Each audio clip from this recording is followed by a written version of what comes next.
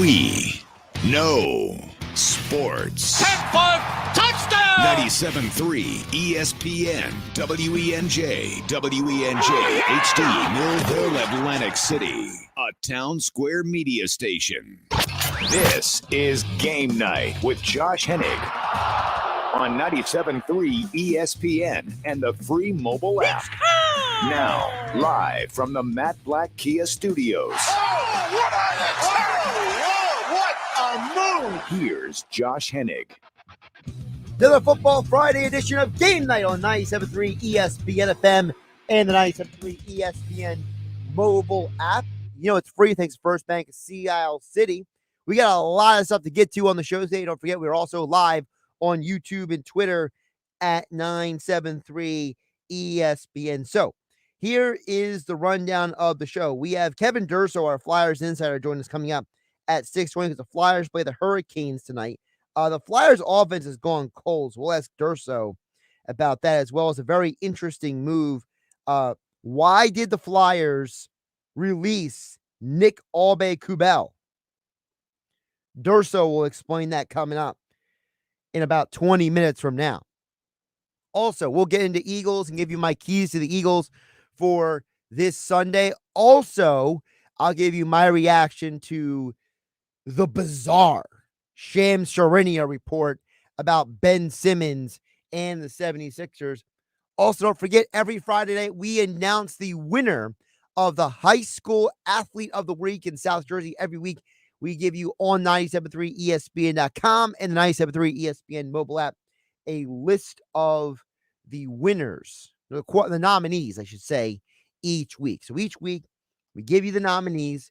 We let you know who's in the running, and then it's on you, South Jersey, to vote each week for those nominees. And, of course, I'll give you the full rundown again. We mentioned it 2 days ago on the show, who the nominees were, and we'll run it back for you again a little bit later this hour. But we've had a lot of fun with this. It's great to give the youth of South Jersey some highlights, some focus, some shine when it comes to the local high school sports scene. So we got a lot of real estate to cover, okay? So I'm going to get to the Eagles stuff in just a bit, but I can't let the Ben Simmons thing go. And you guys can chime in as well. Of course, the DMs are open on the 97.3 ESPN mobile app, thanks to First Bank of Sea Isle City. Text board is open at 609-403-0973. And we are live on YouTube and Twitter at 973 ESPN. So, when I saw the alert last night from The Athletic about this Ben Simmons story at first, I didn't immediately open it because I was doing some other things last night. You know, I'm watching the Sixers game. I want to get to the gym. I got things going on, right? I got to run some errands eventually. So by the time I started reading the article, I'll be honest with you guys, I didn't finish it in one sitting. It took me about 3-4 shots to get through it because it was ridiculously long. Like, people jokingly make fun of me about how long some of my articles I write are. This thing was a book and a half. I mean, this was insane. First of all, huge props to The Athletic and Shams Charania for getting Rich Paul on the record, right? I mean, they got way more out of Rich Paul in this article and then the Sixers' responses than I ever expected. So, hat tip to them. But man, this thing was ridiculously long. With that being said, I did finally finish the second read through this morning. I got to tell you guys, Rich Paul and Ben Simmons are two of the worst communicators on planet Earth. I'm not sitting here acting like the Sixers are always right. You guys know me. I will call a spade a spade. I'll tell you if somebody's right or wrong. I don't care. In this situation, I can't blame the Sixers. At every turn, Ben Simmons and Rich Paul have tried to throw the blame on the Philadelphia 76ers for everything. And at no point has Rich Paul or Ben Simmons taken any responsibility for anything that has happened? The article claims, from Rich Paul's perspective, that the Sixers are trying to force Ben onto the court when he's not ready. They're claiming that Ben Simmons just wants to get help. And they're saying these things, but they're completely overlooking the reality that at no point in this process did they mention any of this stuff until October. You had July, August, and September to lay this information out. It was only in October that Ben went to his teammates and said, I'm not in a good headspace. I'm getting help.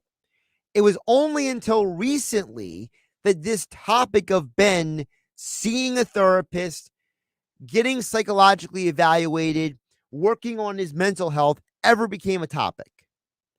Even though I told you guys here on Game Night on 97.3 ESPN all the way back months ago after Game 7, I said it multiple times.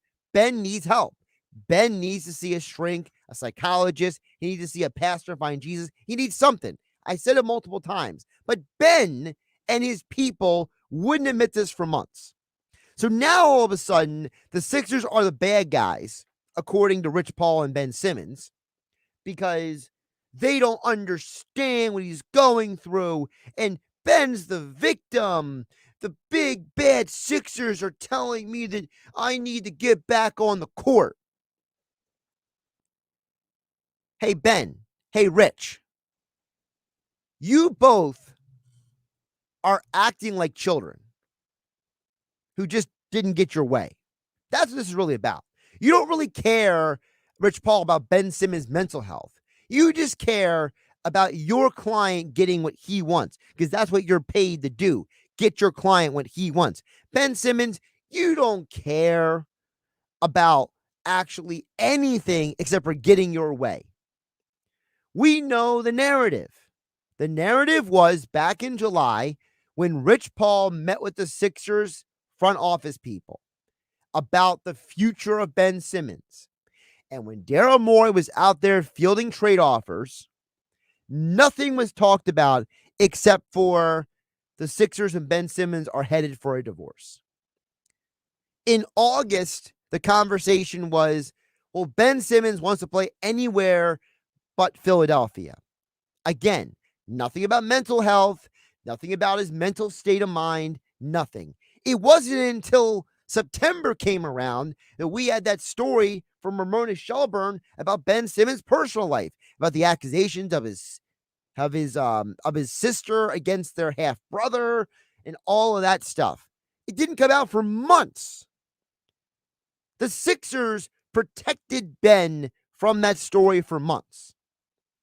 The Sixers have tried to move Ben Simmons. The Sixers have tried to accommodate Ben Simmons when he said, I don't want your shooting coach. I want to work with my brother.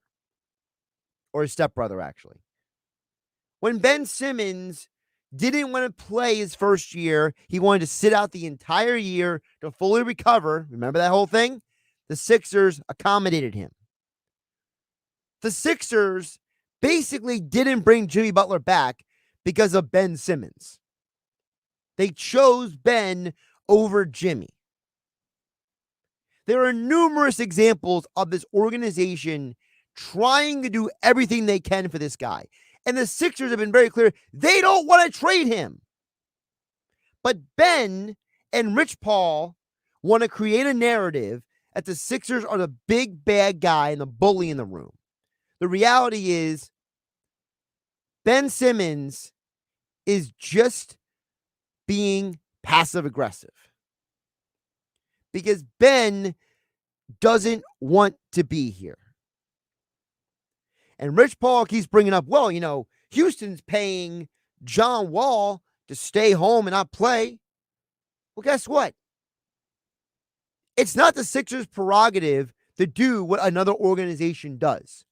The Sixers' prerogative is to do what is best for their own organization. The Houston Rockets are in a massive rebuild ever since they traded James Harden, and the organization completely botched that trade, by the way. I mean, literally, they walked away with almost nothing in that deal. So, should the Sixers take notes from an organization full of imbeciles of how they should run their situation with Ben Simmons? No, absolutely not. Rich Paul, you are a bad communicator. You only care as much about your client as much as he makes money for you. Don't tell me about how it's about Ben Simmons and his mental health. Now, if I'm the Sixers, I stay firm on my position. The position is we are paying Ben to play basketball games. If he can't play basketball, we need a medical expert to tell us whether it's somebody because of his back that he keeps getting therapy on, or it's a mental health professional, a psychiatrist, a psychologist, somebody whose expertise in mental health to tell them Ben can't play. And because the Sixers don't have that information in hand, they have every right to press him as they are, because at the end of the day, Ben Simmons is just manipulating the system to try and get away with things. And Rich Paul is enabling him. Rich Paul has done a horrible job advising his client. Everyone in Ben Simmons' life is giving him horrible advice.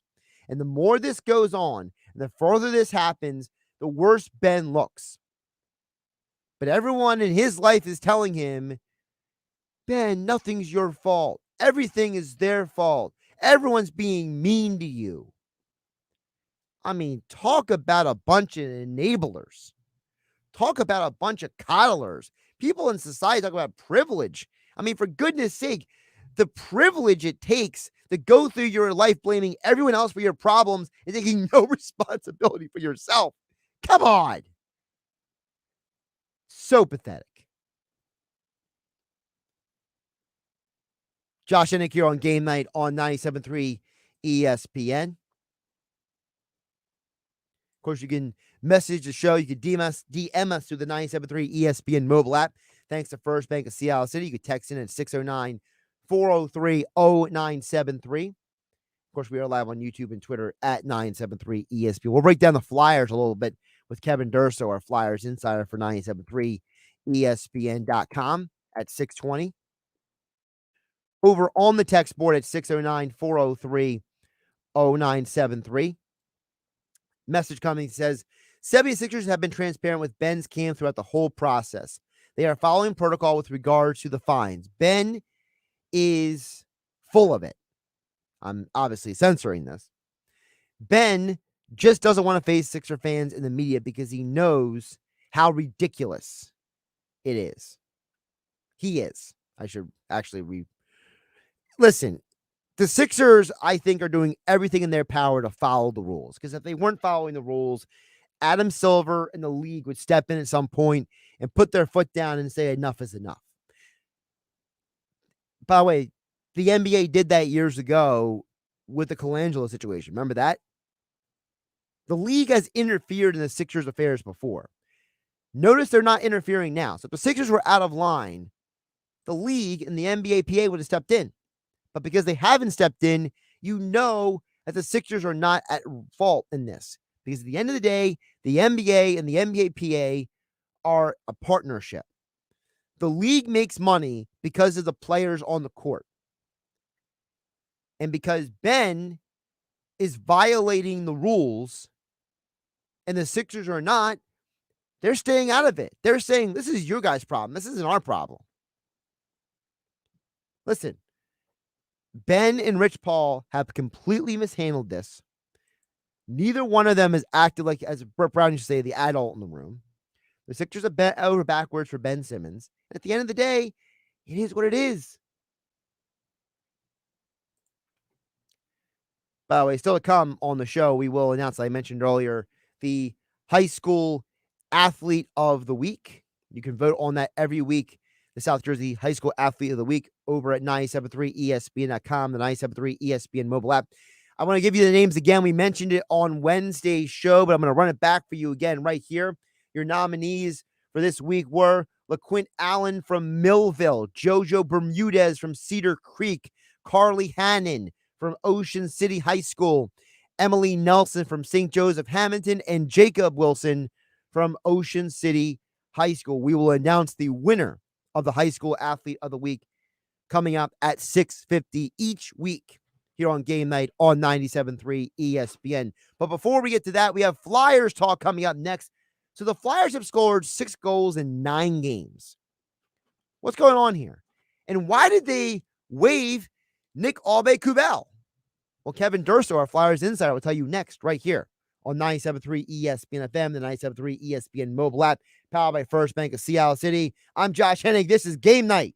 This is the radio home for Philadelphia Eagles football. It's week 10 of the 2021 season with the Eagles headed to Denver to face the Broncos. It is Josh Sweat, and he's wiping the sweat from his brow. Pre-game coverage begins this Sunday at 3 p.m. Maryland Mike call all the action at 4:05. This is where the Eagles play. 97.3 ESPN, South Jersey's Eagles station.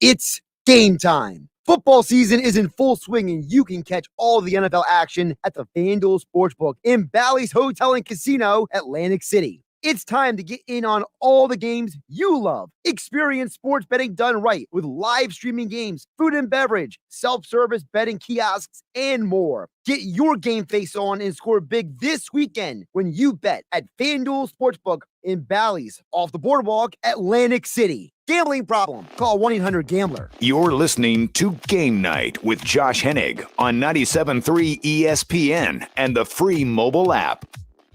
Josh Hennig back here on Game Night on 97.3 ESPN. Flyers back in action tonight. They are in Carolina to take on the Hurricane. I think I might have actually said the Carolina Panthers earlier. No, it's the Carolina Hurricanes. The Panthers play in the NFL, not the NHL. Either way, joining us right now to talk more about the Flyers, who made a very interesting move today. And Kevin Durso will explain it all to us. You can follow him on Twitter at Kevin_Durso. All of his Flyers coverage over at 973ESPN.com. He is our Flyers insider. Kevin Durso, how are you doing today? I'm doing well, Josh. That's an honest mistake on your part with the Carolina Panthers thing. When is the team called the Florida Panthers in the NHL too? Yes. It's easy to make that mistake. Yeah, there's the Florida Panthers in the NHL, the Carolina Panthers in the NFL. It's kind of like college football. Like there's like 20 teams with the name Tigers on them. You know, it just after a while you don't even know they're called the teams anymore. So Exactly. So Kevin, I think a lot of people were surprised with the news that came out earlier today. Nick Aube-Kubel is for now no longer a Flyer. So what does this mean moving forward? Well, waivers are a lot different in the NHL than in some of the other sports. So by placing Nick Aube-Kubel on waivers, it doesn't necessarily mean he's not on the team any longer. You have a day to wait and see what happens with his case here, where if someone does choose to claim him, we'll know around 2 o'clock tomorrow afternoon. If nobody claims him, he's able to just go back into the Flyer system. He can go into the minor leagues at that point, and they still have him as part of the organization, and nothing really changes.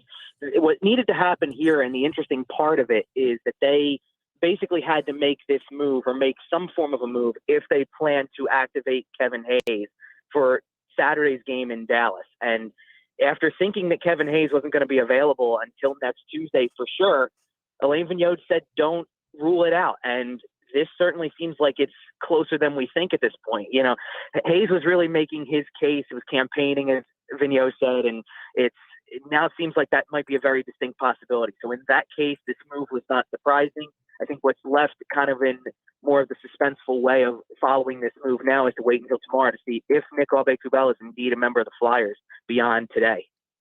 Well, it's a very interesting thing to have a conversation about, Kevin, because when I saw this stat on NHL Network, I'm not the kind of person who says the person on television is wrong typically, but there is a part of me that was like, wait a minute, is that right? When I saw the Flyers have scored 6 goals in 9 games? It's the other way around. It's 9 goals and 6. 9 goals and 6. That's still not a lot. That's still a very, Right. very small number. So how did you go from a team that was beating the Bruins 6-3 just a few weeks ago to a team that loses 3-0 to the Maple Leafs, that beats the Capitals 2-1? Well, certainly you're going to have to get used to some of those 2-1 style games because that's just a sign of how tight this league is and how much parity there is in the league in terms of teams playing as well as they can and all these teams being in contention. I would say, though, that how do you go from the 6-3 result to, say, 3-0 like they did against Toronto on Wednesday night? And it's by not getting traffic to the net, really. I mean, they took 36 shots in the game on Wednesday, and you'd think that that's going to give you an opportunity to score a few goals and maybe take advantage of a few opportunities. It doesn't happen that way when everything's coming from the outside. You're not in a position to take away the goalie's eyes.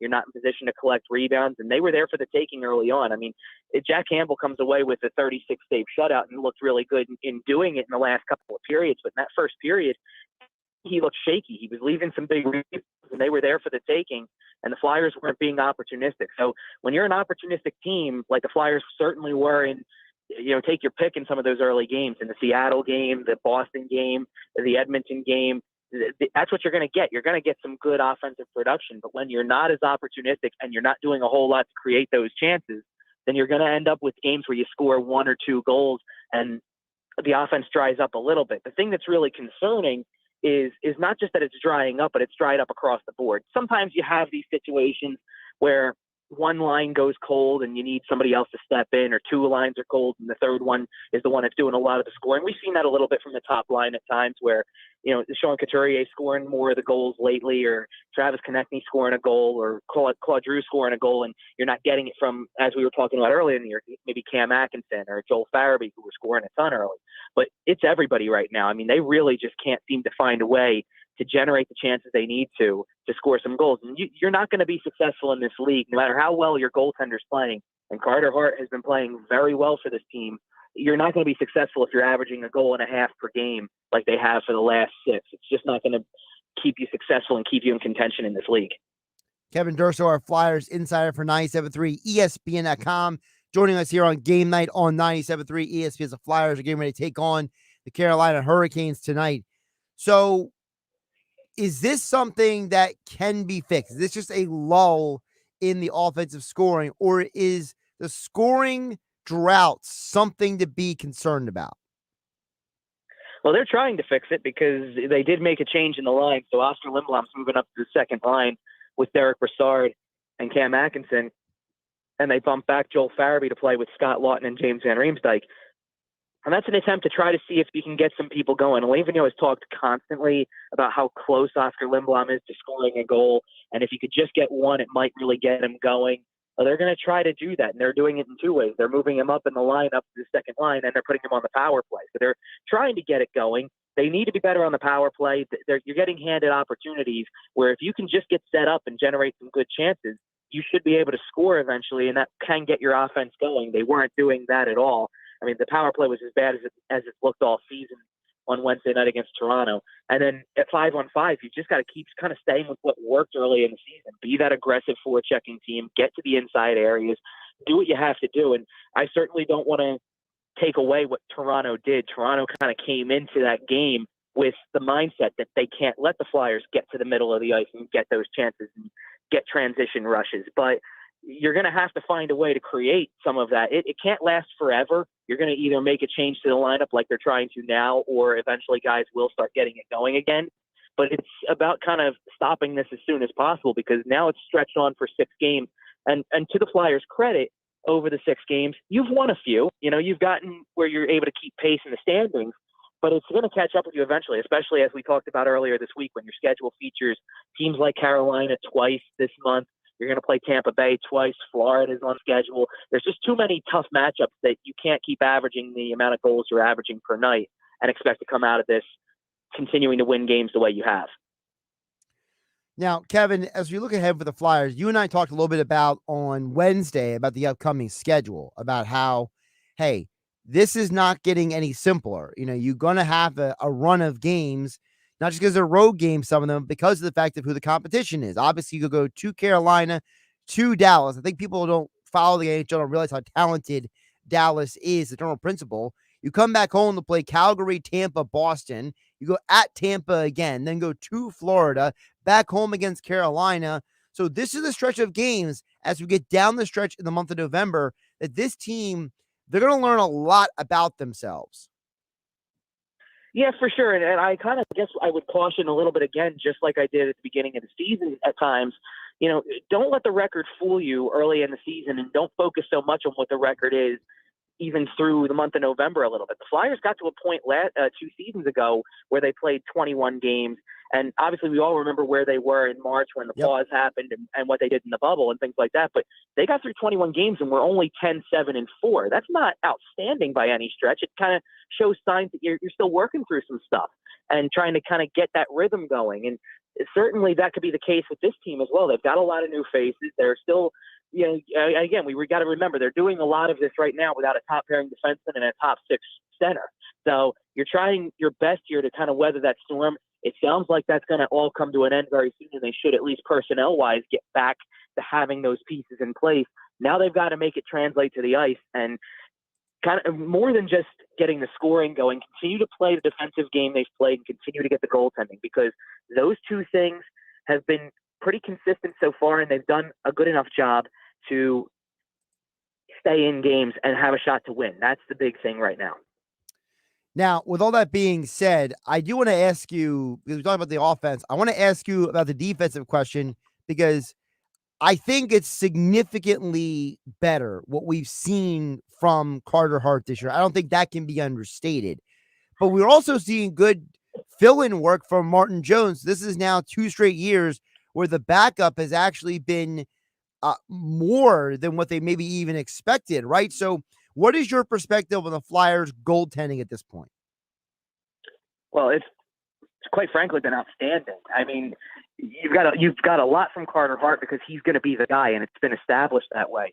But I think everybody kind of came into this season with questions about Martin Jones and what he can be, and he's delivered in every way so far. I have every reason to believe we're going to see him again for tomorrow's game in Dallas. That Elaine Vigneault didn't say as much, but it certainly can be assumed that's the case with Carter Hart going tonight in Carolina. So if Jones can continue to give you what you've seen so far in the times when you need to call on him the most, which are certainly in these back-to-backs, which are only going to pick up from here. They're going to have a lot of them coming up in the season. So you're going to need Jones to continue to play, and you're going to need him to play well in most of these games. And certainly he's done his part so far, and it's resulted in positive results for the Flyers too. I mean, it's not like he's just playing well and then they're not winning a game. That's actually been more what's happened to Carter Hart. Is his record is not indicative of what he's done so far in terms of his actual performances. I mean, he was still giving you an honest effort and giving you a really solid performance, even down 3-0 to Toronto on Wednesday night. He's making key saves and diving across the crease and doing everything he can to keep his team in a game, even though it seems like it's out of reach at that point. But Jones has gotten the wins in every start he's made so far, and he'll look to keep that going tomorrow night too, because the Flyers could certainly use another solid weekend here to try to just come out of this on the positive side, especially now that it seems like you're getting Ellis and Hayes back soon and can move forward with your normal lineup going forward. Kevin, before I let you go, I mentioned in passing this the other day, and I think that I need to follow up on this. So I mentioned to you when I talked to you on Wednesday about the fact that the rest of this month, the Flyers are available on ESPN Plus for those who, for whatever reason, maybe you're out of market or whatever your situation is. I want to ask you just the general principle, what are your thoughts so far on the NHL coverage from the new networks? Obviously, no more NBC Sports nationally, so it's all ESPN and it's all Turner Sports. So what have your takeaways so far with the new coverage outlets? It's kind of in between. It's got its positives, it's got its negatives. I haven't really, to be honest, followed a whole lot on the networks when it came to like their studio work and things like that. A lot of times the Flyers have been on TNT, I think twice so far for the Wednesday night game. And for the most part, I'm kind of either I'm at the arena at the same time, or for I think the one road game they played, I'm trying to get some stuff done in between periods too. So I'm not exactly focusing in on it, but I did see some stuff that just indicates that there's a really good rapport with that studio show and that they've got some really positive things going on. And I do think the game presentation has been good. There's a couple like little things that I would just harp on that are not huge deals. I think they can be improved over time. Some of the camera work has been left a little bit to be desired. I think at one point in time, I also remember putting on, I think the very first game ESPN had, and the on-ice microphones are louder than the broadcasters sometimes. Right. I would like to hear some of the insight from the broadcasters because they have a good lineup of broadcasters.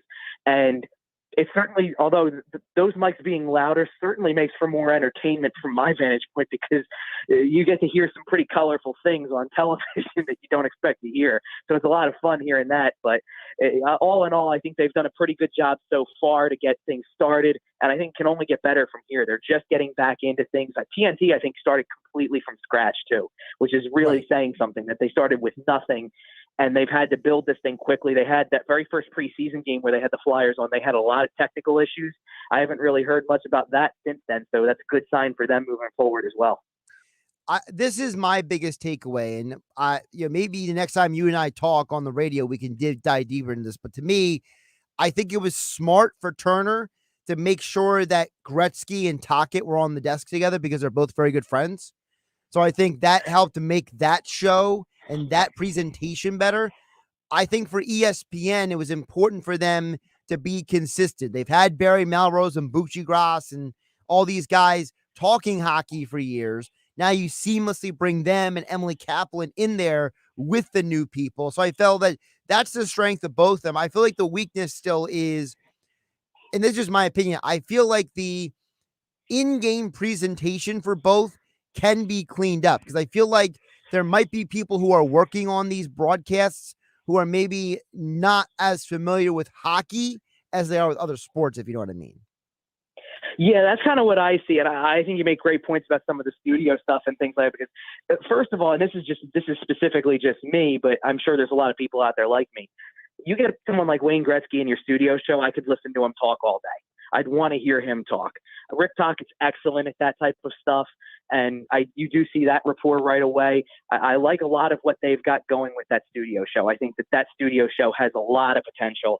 And then on the ESPN side, you're absolutely right with the familiarity of some of the same faces coming back. You have people who were doing this almost, 15, 17 years ago when they last had hockey, and it just is a breath of fresh air. I remember watching the very first night that they came back and they did that whole segment on the theme music for NHL on ESPN. And it just gave you chills because it took me back to when I last watched the NHL on ESPN. And, I was excited for it. Again, the Flyers haven't actually been specifically on ESPN yet this year. So I'm eagerly waiting for that too. So it should be great. I think they're off to a good start. I do think there's elements that can be improved, but certainly a good start with everything. And it seems like there's more of an involvement in the networks too, to kind of keep this rolling the way that they've got it started at this point, to get more exposure. I've seen maybe a few teams on those networks too that I don't remember being on national television as much. That's another good thing. Expose some different players who aren't nationally televised as often can only help the game grow. So a lot of positives to take away early on. Yeah, you also can't escape all the NHL commercials on ESPN. It's borderline funny how they go from barely covering the NHL to now the NHL is almost in every commercial that they have. Yeah, he's Kevin Durso, our Flyers insider, 973ESPN.com. Check out all of his Flyers NHL coverage over at Kevin_Durso on Twitter. Flyers in Carolina tonight take on the Hurricanes. Coverage begins at 7 p.m. tonight right here on your home for Eagles, Sixers, and Flyers, 973 ESPN FM. And you can listen to the game on the 973 ESPN mobile app. Kevin, great stuff. We'll catch up soon. Sounds good. Thanks, Josh. Josh Hennig here on Game Night, hanging out with you guys. Don't forget, coming up in about 11 minutes from now, we will announce the South Jersey High School Athlete of the Week. Of course, you can go to 973ESPN.com every week and vote for who you think should be the High School Athlete of the Week. And of course, we will get all that information to you coming up a little bit later in the show. Plus, my football weekend preview still to come in. My keys for the Eagles versus Denver. Of course, you can hear Eagles versus Broncos this Sunday. Coverage begins at 3 p.m. Merrill Reese, Mike Quick on the call at 4 p.m. here on 97.3 ESPN FM. I'm Josh Hennig. This is Game Night. We will check in with everything next. It's Philadelphia Flyers hockey tonight on 97.3 ESPN and the free mobile app with Tim Saunders and Steve Coates calling all the play-by-play action.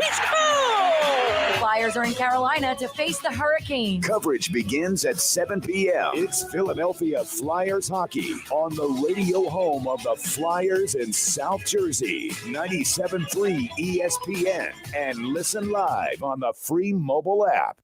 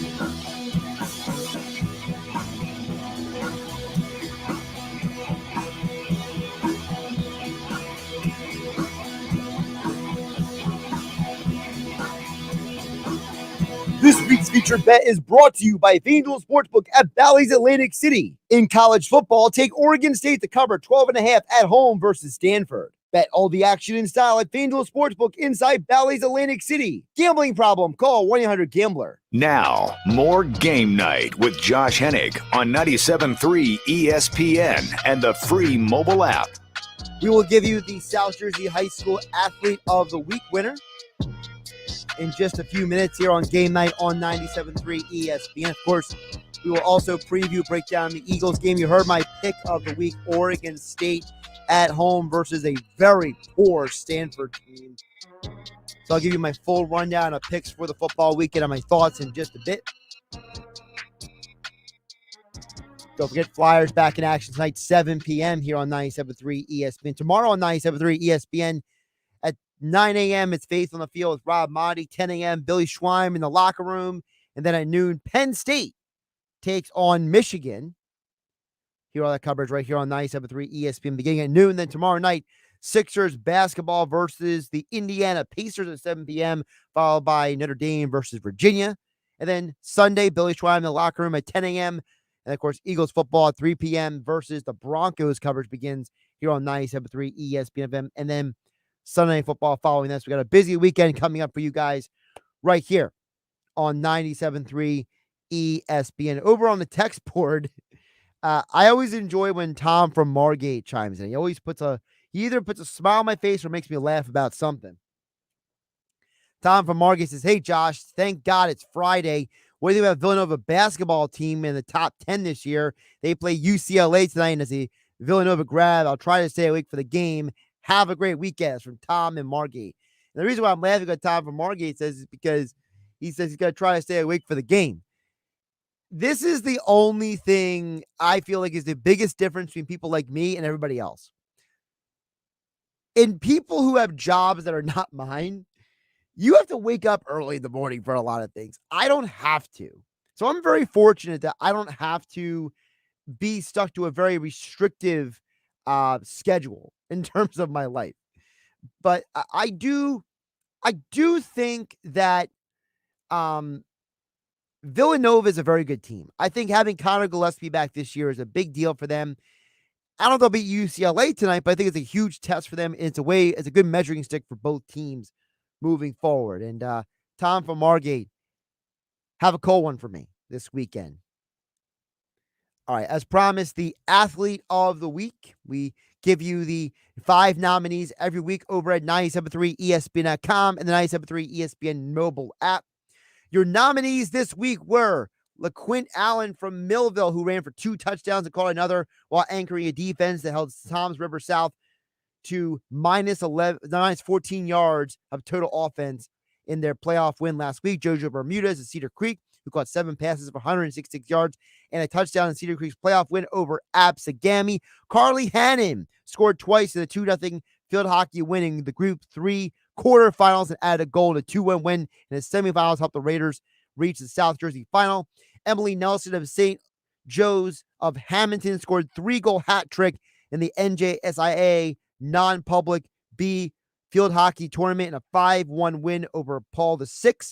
And then Jacob Wilson from Ocean City ran for nearly 150 yards and had 2 scores, while also blocking a punt to set up a touchdown in the Raiders' playoff win over the rival Mainland Regional. So, who is the winner of this week's South Jersey High School Athlete of the Week? It was a neck-and-neck race down to the wire between 2 finalists here. Jojo Bermudez of Cedar Creek and Jacob Wilson of Ocean City. But ultimately, one person pulled out and won it this afternoon. So watching the votes come in this week, it became more and more obvious that this was a Bermudez versus Wilson showdown in terms of the voting base. And the votes came in, and your winner for this week's South Jersey High School Athlete of the Week here on 97.3 ESPN is Jacob Wilson of Ocean City. He narrowly won the vote over Jojo Bermuda. So thanks to everybody who voted. Make sure you vote each and every week for the High School Athlete of the Week at 97.3 ESPN.com and the 97.3 ESPN mobile app. All right. Keys to the Eagles game. Who do I think is going to win? Well, to me, the Eagles game comes down to this. If the Eagles can get the running game going, it will open up the passing game. The Broncos have a very good secondary. They're a much better defense than what the Eagles have seen in the past couple weeks. The problem is that if they can run the ball, that means they will keep the ball away from the Broncos offense. I don't have a lot of confidence right now in the Eagles defense slowing down a Broncos offense that is built on efficiency. I feel like the Broncos can pick apart the Eagles defense. So, if you would have asked me at the beginning of the year, I would have labeled this as a win for the Eagles. But I'm not feeling very confident about the Eagles heading into this game. But considering the odds makers are telling you this is almost a pick'em game because the Broncos are minus 120 favorites and the Eagles are plus 102 underdogs, I feel like the Eagles are a team that changes from week to week. So give me the Eagles 24-21 is the win. Look, I know I've gotten 2 straight of the Eagle games wrong, so I'm not very confident in that pick. Some more football picks for the weekend brought to you, my friends, over at FanDuel Sportsbook inside Bally's Hotel and Casino in Atlantic City. Bet all the action and style this football season at the state-of-the-art FanDuel Sportsbook just off the boardwalk in Bally's Hotel and Casino, Atlantic City. Gambling problem? Call 1-800-GAMBLER. All right, football picks for the weekend. You already mentioned Michigan versus Penn State here on 97.3 tomorrow at 12 p.m. Give me the under 48.5. I like a low-scoring game. These are two teams that know how to play defense. Deep cut pick. Texas State at home, 2.5 versus Georgia Southern. Georgia Southern is in a huge transition period right now.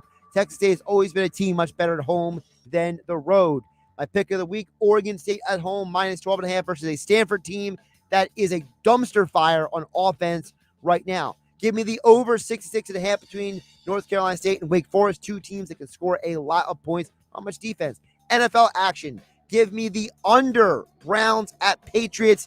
I don't think it's going to be a very high-scoring game. Probably a lot of running going on. Give me the Titans minus 2.5 at home versus the Saints. Seahawks outright win in Green Bay. Some football picks for your weekend. I'm Josh Hennig. This is Game Night. Have a great night, everybody. Saturday morning in the locker room with Billy Schwein, we have a great show lined up. Former Eagle Brad Quast will join me in the studio. The sportsbook consigliere Dave Sherapan checks in from Vegas with his 6-pack of picks for this weekend's games. Plus, we'll be giving away a pair of tickets to Monday night's Flyers alumni game. We'll talk with former Eagle linebacker Mike Reichenbach. Mike played for Buddy Ryan's gangrene defense, and we'll ask him all about it. It's the locker room with Billy Schwein, Saturday morning from 10 a.m. to noon on 97.3 ESPN and the mobile app.